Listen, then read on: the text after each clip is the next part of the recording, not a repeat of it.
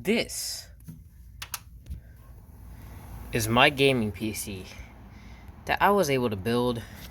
Sorry for the bad resolution of my current camera. There we go. For around $1,000. I built it all myself.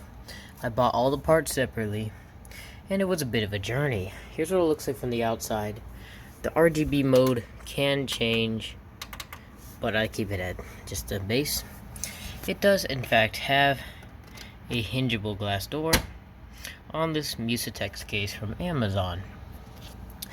Now, the main parts in it are an RTX 3060 Ti by EVGA, a MSI B450 Gaming Plus, I think maybe the Max actually, on from MSI, this T-Force 2 8 gig running in dual channel mode, a 16 gig 3200 RAM by this company called T-Force. That was about $50.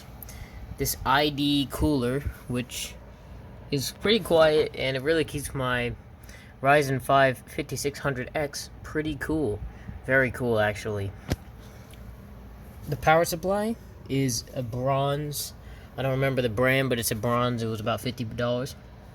These case fans came with a case for $90. And then we have a hard drive from my old PC. And pretty much that's everything I added to this. Oh yeah, and then the NVMe SSD came from my old PC as well. And I did a complete clean Windows reinstall. Built this thing from scratch. It is a very scratch-built PC. And I have all my hardware running into it. Now, let me tell you the story of how this came to be. When it had arrived to my birthday, I wanted to buy a graphics card for my old PC.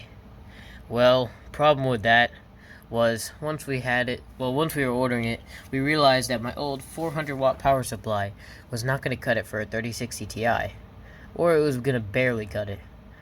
Also, yeah, I just didn't think that would be quite enough, and for various other reasons, as the main one being we need a new power supply, we got a new case to fit that new power supply, and to get more airflow to this what seems to get very hot compared to the old one graphics card.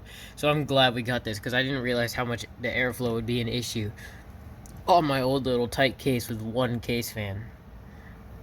We got the new case. I was putting in the old motherboard on the new case, and I realized it doesn't fit at all, because the old one was completely proprietary. So, of course, I bought the MSI B450, the best cheap gaming motherboard in my opinion. Now, after that, I put everything together for once. My old CPU, my new graphics card, my new case, put everything together, and my power supply. And it worked. And it actually worked just as well. Well, actually, funny story. By the time that I had put that together, I didn't actually have the new graphics card. I was still using my old graphics card. Well, I put it all together, and it was working just like the old PC did. In fact, better cooling. Then my new graphics card arrived. I plopped this graphics card in, and I was first impressed by the performance, but then realized a weird issue. My usage of the CPU and GPU were not very high, but my FPS was not very good either, meaning there was some kind of limitation.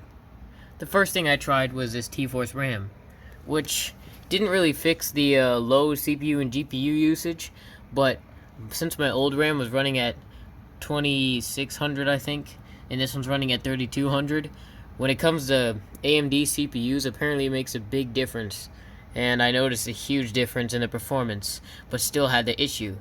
And after 2 weeks of troubleshooting, I eventually deleted everything on the hard drive and SSD to create a brand new clean slate.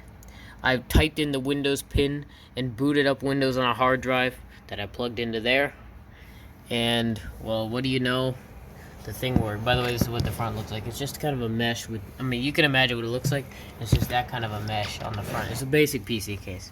Anyway, what do you know? I downloaded everything, all the drivers, I booted it up, and I finally have good performance. I can run Minecraft shaders, 16 to 20 chunks, ultra settings on those shaders and get like 120 FPS.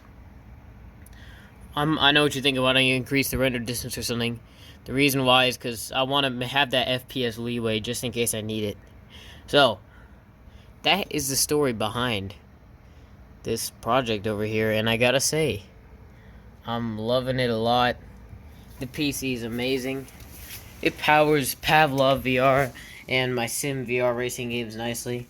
It is cool looking. It's pretty big, and the reason why I was able to get this new CPU over my old one is because my dad actually wanted my old PC, but he needed the CPU since I took it.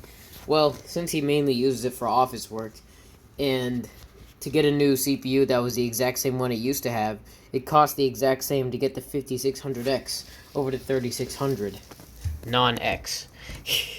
So, he just bought the 5600X, gave it to me, and I gave him my old one. And it would have costed the same amount.